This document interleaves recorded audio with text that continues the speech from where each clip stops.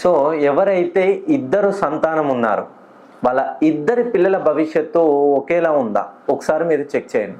వాళ్ళు ఇప్పుడు వివాహం కాకముందు, వివాహం అయిన తర్వాత ఎవరికైతే ఇద్దరు సంతానం ఉన్నారో వాళ్ళ ఇద్దరు ఆడపిల్లలు కానివ్వండి, ఒక బాబు ఒక పాప, వీళ్ళలో ఒకరి జీవితం దేదీవ్యమానంగా వెళుతుంది, ఇంకొకరి జీవితం అంధకారంలో ఉంటుంది.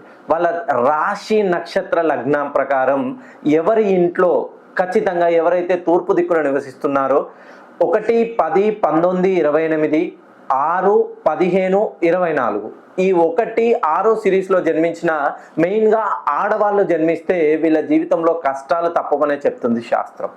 సో కష్టాలు ఎందుకు వస్తాయి? 1 అంటే రవికి సంబంధించిన నెంబరు, 6 అంటే శుక్రుడికి సంబంధించిన నెంబరు. 1, 6 ఎప్పటికీ బద్ధ శత్రువులే. సో వాళ్ళ జాతక లగ్న కుండలి ప్రకారం వీళ్ళు ఏ పని ప్రారంభించినా వీళ్ళు చదువులో ఎప్పుడు వెనుకంజ ఉంటారు, ఉద్యోగంలో వీళ్ళు లాస్ట్కి చివరిలో వీళ్ళకి ఉద్యోగం వస్తుంది, వ్యాపారం ప్రారంభించాలనే ఆలోచనతో ఉంటారు కానీ దాన్ని ప్రారంభించరు.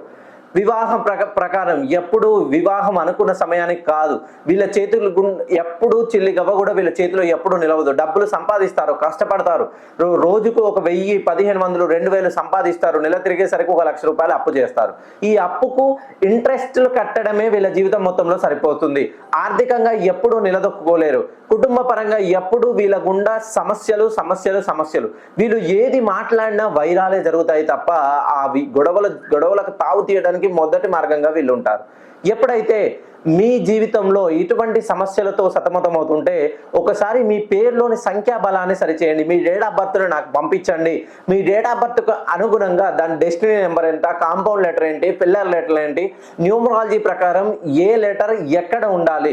ఇప్పుడు మనము 0ను తీసుకుంటే దాని లెఫ్ట్ సైడ్ ఉంటే ఒక వాల్యూ ఉంటుంది, రైట్ సైడ్ ఉంటే ఒక వాల్యూ ఉంటుంది.